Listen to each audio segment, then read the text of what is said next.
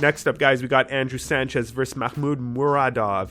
Okay, Muradov has won 16 of his fights by knockout, and 5 of his wins went to a decision. And, you know, Muradov, he's on a 13-fight win streak right now. Sanchez, on the other hand, he's won 7 times by knockout, and only 4 of his wins have actually gone to the decision. Both of these guys have the KO opportunities, but Muradov has a major edge, in that factor at least, than Sanchez does.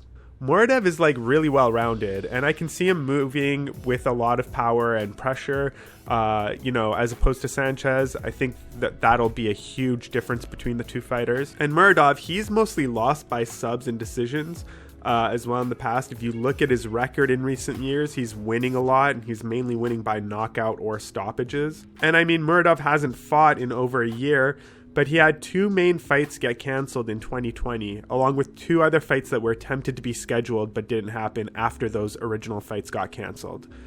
He had been training for a fight, up until this moment. It just took him a while to get a fight lined up prior to this.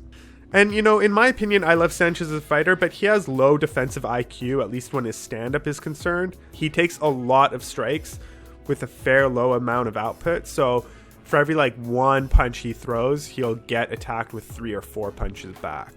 And this can, cause a problem as the fight moves on.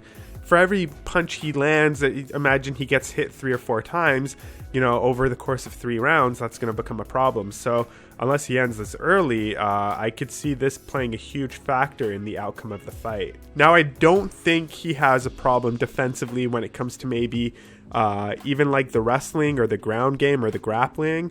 Not saying that he's an amazing grappler or wrestler, but I just mean when it comes to striking specifically, he seems to have low output.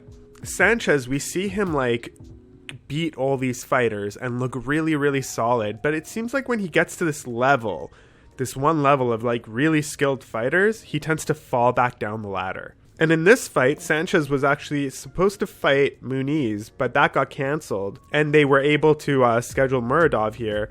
I believe these fighters are both prepared for this.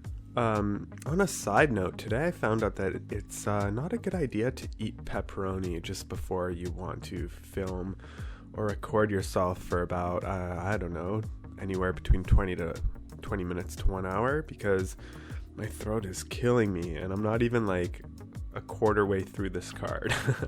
Going back, Sanchez has been in the UFC for the past 4 or 5 years, whereas Muradov is coming into the UFC with only 2 fights within the organization so far. Though one of those 2 fights was against Di Chirico, which isn't a win to brag about, but maybe now it is, considering Di Chirico just slightly redeemed himself in that last fight.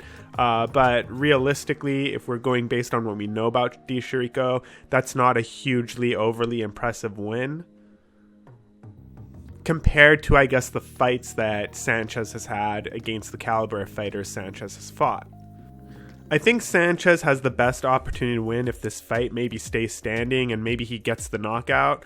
I do believe it does end early, and I do believe it will be a TKO or KO. And my final pick for this fight is going to be Muradov, and I wouldn't be surprised if it ends early by KO.